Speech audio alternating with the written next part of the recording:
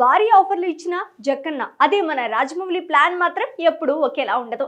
ఈ దర్శకుడిడి ఆలోచనలు వ్యూహాలు సినిమాలు పూర్తయ్యాకే పూర్తిగా బయటపడతాయి.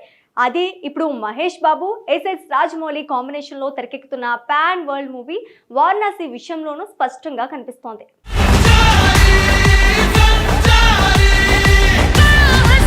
ఇంకా షూటింగ్ దశలోనే ఉన్న ఈ సినిమా ఇప్పటికే ట్రేడ్ వర్గాల్లో హాట్ టాపిక్ గా మారింది. కథ, స్కేల్, విజువల్ ట్రీట్మెంట్ గురించి అధికారికంగా చాలా తక్కువ సమాచారం బయటకు వచ్చినా మార్కెట్ లో మాత్రం ఈ సినిమాపై అంచనాలు ఆకాశాన్ని తాకుతున్నాయి.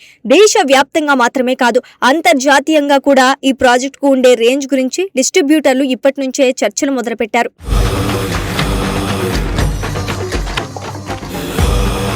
ఇందులో భాగంగా ఆంధ్రప్రదేశ్లోని కీలక ప్రాంతాల డిస్ట్రిబ్యూషన్ రైట్స్ కోసం పెద్ద ఎత్తున పోటీ నెలకొందని సమాచారం. ముఖ్యంగా తూర్పు గోదావరి ఏరియాకు సంబంధించిన హక్కుల కోసం ఏకంగా 18 కోట్ల వరకు ఆఫర్ వచ్చిందన్న టాక్ ఇప్పుడు ఇండస్ట్రీలో చక్కర్లు కొడుతోంది. సాధారణంగా ఒక సినిమా ఇంకా షూటింగ్ లో ఉండగానే ఇలాంటి భారీ మొత్తాలు వినిపించడం అరుదు. కానీ మహేష్ బాబు స్టార్డమ్, రాజమౌళి బ్రాండ్ కలిసి వస్తే అది సహజమే అని ట్రేడ్ విశ్లేషకులు అంటున్నారు.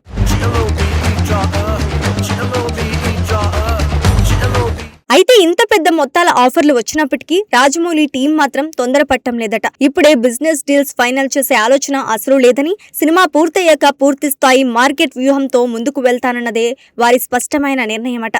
ప్రతి అంశం తమ చేతుల్లో పూర్తిగా కంట్రోల్లో ఉండాలన్నదే రాజమౌళి పనిచేసే విధానం. గతంలో బాహుబలి సినిమాతోనే కాదు, ఆ తర్వాత వచ్చిన RRR విషయంలోనూ ఇదే స్ట్రాటజీని ఫాలో అయ్యారు రాజమౌళి. షూటింగ్ దశలో ఎంత హడావిడి ఉన్నా సినిమా పూర్తిగా సిద్ధమైన తర్వాతే మార్కెట్లో అడుగుపెట్టారు. అప్పుడే ఒక్కసారిగా దేశవ్యాప్తంగా, ప్రపంచవ్యాప్తంగా బిజినెస్ ను కొత్త స్థాయికి తీసుకువెళ్లారు. అదే ఫార్ములాను ఇప్పుడు వారణాసి కోసం కూడా రిపీట్ చేయబోతున్నారని ట్రేడ్ వర్గాలు బలంగా చెప్తున్నాయి.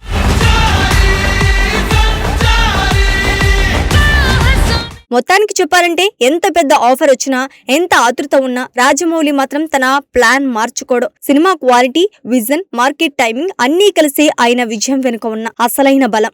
అందుకే మహేష్ బాబు, రాజమౌళి కాంబోలో వస్తున్న వారణాసి కూడా రిలీజ్ కు ముందే కాదు, రిలీజ్ అయిన తర్వాత ఇండస్ట్రీని షేక్ చేస్తుందనే నమ్మకం అందరిలోనూ పెరుగుతోంది.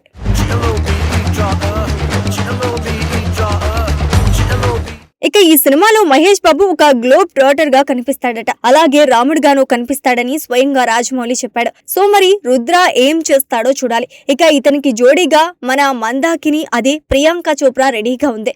ఆల్రెడీ ఫస్ట్ లుక్ పోస్టర్ లోనే చీరలో గన్ పట్టుకుని రఫాడించింది కదా. ఇక లాస్ట్ కి విలన్ ని మర్చిపోతే ఎలా? పృథ్వీరాజ్ సుకుమారన్ కుంభగా కనిపించనున్నాడు. కానీ అతన్ని వీల్ చైర్ లో కదలలేని పరిస్థితుల్లో చూపించారు. అంటే కుంభకి తన బ్రెయినే అంత. సో కేవలం ఆలోచనతోనే రుద్రాకి చుక్కలు చూపిస్తాడు అన్నమాట.